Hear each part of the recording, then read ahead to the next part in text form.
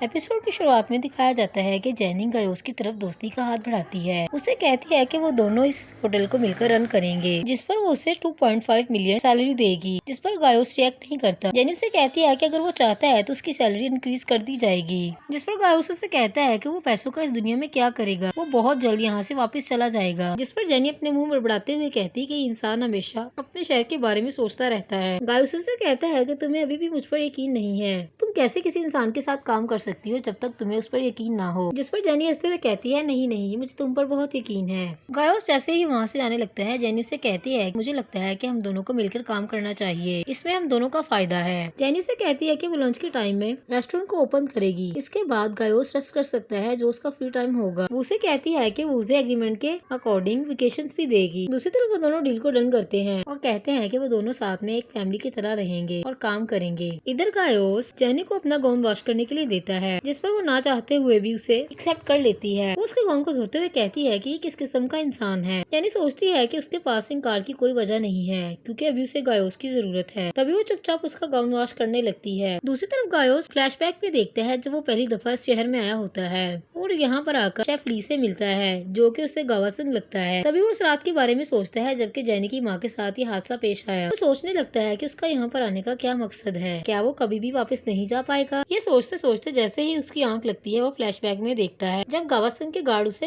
कैद कर लेते हैं और मैचंग उसे वहाँ पर मिलने के लिए आती है। दूसरी तरफ जैसे ही उसकी आंख खुलती है, वो देखता है कि सामने जेनी बैठी होती है। वो चौंक कर उठता है और उसे कहता है कि तुम यहाँ पर क्या कर रही हो और मैचंग कहाँ है। तभी जेनी से कहती है कि मेरा ख्याल है कि सुबह हो चुकी है, तुम्हें अब अपने ख्यालों की दुनिया से बाहर आना चाहिए और उस बारे में सोचना चाहिए जिस बारे में हम कल रात बात कर चुके हैं। जिस पर उसे कहता है कि तुम किस बारे में बात कर रही हो। जेनी उसे कहती है कि मैं जानती थी कि तुम इसी तरह का रिएक्ट करोगे, इसलिए मैंने एम्प्लॉय एग्रीमेंट बनवाया है जिसे तुम साइन करोगे। अगर तुम साइन करना नहीं जानते तो तुम इसे थंब प्रिंट कर सकते हो। तभी वो उस कॉन्ट्रैक्ट पर उसका अंगूठा लगवाती है। दूसरी तरफ वो जेनी के साथ शॉपिंग मॉल पर आता है, जहाँ पर वो चीजें देखकर अजीब रिएक्ट करता है, जिस पर जेनी को उस पर बहुत गुस्सा आता है और वो सोचती है कि ये क्या चीज है। दूसरी तरफ गायोस लिफ्ट पर चढ़ने की कोशिश करता है और वो आते जाते लोगों से कहता है कि तुम लोग कैसे ऊपर नीचे जा रहे हो। तभी वहाँ पर जेनी आती है और उसे पकड़कर कहती है कि तुम क्या कर रहे हो।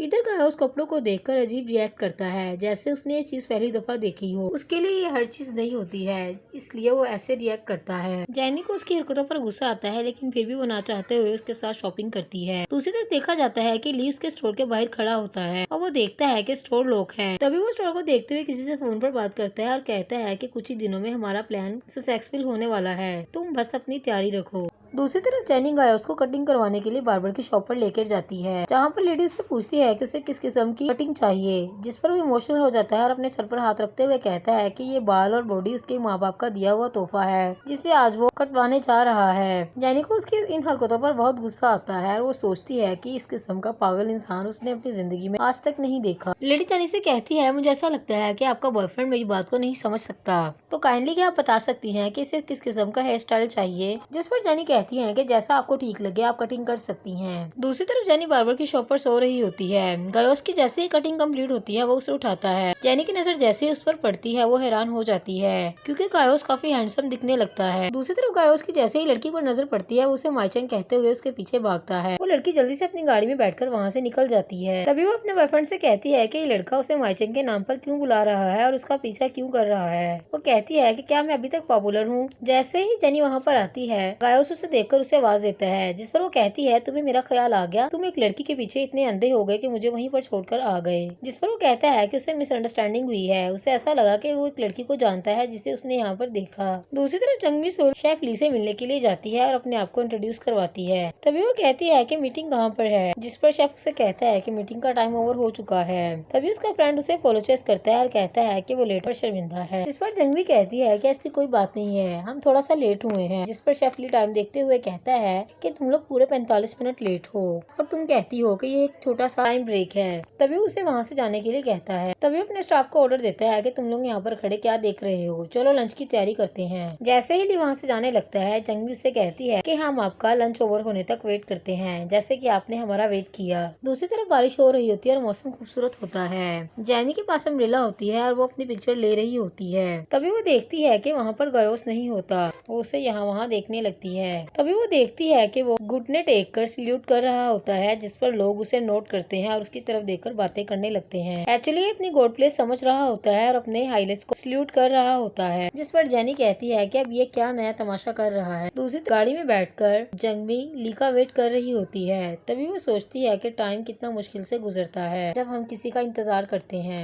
दूसरी तरफ जैसे ही गायोस और जेनी स्टोर पर पहुंचते हैं, वो देखते हैं कि उसके सामने एक बड़ी सी गाड़ी खड़ी होती है। गायोस उस गाड़ी के अंदर देखने लगता है, लेकिन उसे कुछ भी नजर नहीं आता है क्योंकि विंडोज बंद होती हैं। जेंसी जैसे ही उसे देखती है, वो देखती है कि ये तो वही सैलून वाला लड़का है जो मेरा पीछा कर रहा था, जिस पर उसका बॉयफ्रेंड कहता है कि बाहर जाकर देखता है, जिस पर जेंसी उसे रोकते हुए कहती है कि ये इसकी गलती नहीं है, लोग मुझ जैसी खूबसूरत औरत को देखकर अपने होश गंवा बैठते हैं। तभी वो लोग वहाँ से चले जाते हैं, जिस पर गायोस को गुस्सा आता है और वो कहता है कि ये किस किस्म के लोग हैं जो गलती पर शर्मिंदा भी नहीं होते। जेनी से कहती है चलो अंदर चलें। दूसरी तरफ जेनी फिश का ठेला देखती है, जिस पर वो फॉरेंसिस्ट के पास चली जाती है। उस आदमी से कहती है कि अगर वो बहुत ज्यादा मछलियाँ खरीदेगी तो क्या उसे उस पर कोई डिस्काउंट मिलेगा, जिस पर वो कहता है ऑफ कोर्स। गायोस जैसे ही मछलियों को देखता है, उसे कहता है कि तुम्हें एक नहीं खरीदनी चाहिए क्योंकि इनके गिल्स ओपन हो चुके हैं और इनमें से काफी स्मेल आ रही है। वो कहता है कि वो इस मछली को नहीं खाएगा अगर कोई उसे फ्री में भी देगा। तभी शॉपकीपर को उस पर गुस्सा आता है और वो पानी का छिड़काव करने लगता है, जिस पर वो दोनों वहाँ से भाग निकलते हैं। तभी गायोस फ्लैशबैक में देखता है कि जब बचपन में उसके फादर उसे फिश के बारे में बताते हैं। जेनी से पूछती है कि तुम्हारा मूड सडन चेंज क्यों हो गया। जैसे ही उसे मछली की दूसरी दुकान नजर आती है, वो फौरन से वहाँ पर भाग कर जाता है और जेनी से कहता है कि देखो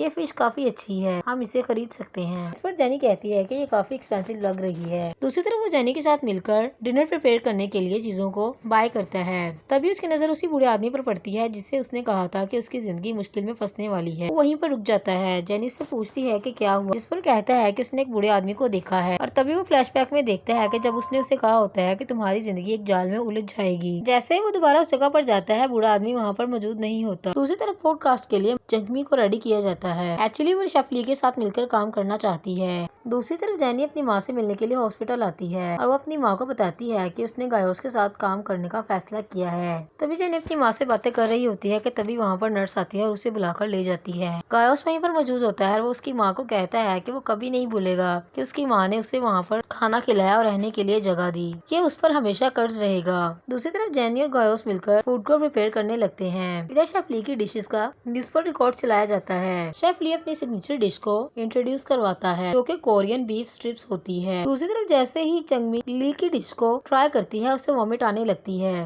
तभी उसके सामने गायोस आ जाता है। गायोस उसे देखते ही माइचंग के नाम से बुलाने लगता है। उसे कहता है कि उसे क्या हुआ है। चंगमी से कहती है कि मेरे बाल पकड़ो। वहीं पर लिया जाता है और वो चंगमी पर गुस्सा करते हुए कहता है कि ये सब कुछ तुम्हारा बनाया हुआ प्लान है। तुम मुझे लोगों के सामने डिग्रेड करना चाहती हो। तुमने मेरे काम को खराब करने के लिए ये सब किया है। तभी उसके सामने गायोस आ जाता है और कहता है कि मैं नहीं जानता कि क्या हुआ है, लेकिन तुम्हें इससे ऐसे बात नहीं करनी चाहिए जबकि वो अनवेल फील कर रही है। ली से कहता है कि तुम दोबारा यहाँ पर क्या कर रहे हो। तभी वो पीछे से चंगमी को इशारा करता है कि वो यहाँ से चली जाए, जिस पर वो वहाँ से भाग जाती है। जैसे ही ली उसके पीछे जाने लगता है, गायोस उसे रोक लेता है। तभी जेनी के स्टोर पर एक कस्टमर आता है तो वो गायोस को ढूंढने लगती है। तभी उसकी नजर पड़ती है कि वो ली के साथ सामने खड़ा होता है। वो वहीं पर जाती है, जिस पर ली को पता चल जाता है कि जेनी ने गायोस के साथ मिलकर काम स्टार्ट किया होता है। तो उसे उस पर काफी गुस्सा आता है और वो चिल्लाने लगता है। गायोस का बनाया हुआ खाना लोगों को इतना पसंद आता है कि उस स्टोर पर हमेशा रश रहने लगता है। लोग उसके बनाए हुए खाने को पसंद करते हैं और उसकी तारीफ करते हैं, जिस पर ली को काफी गुस्सा आता है।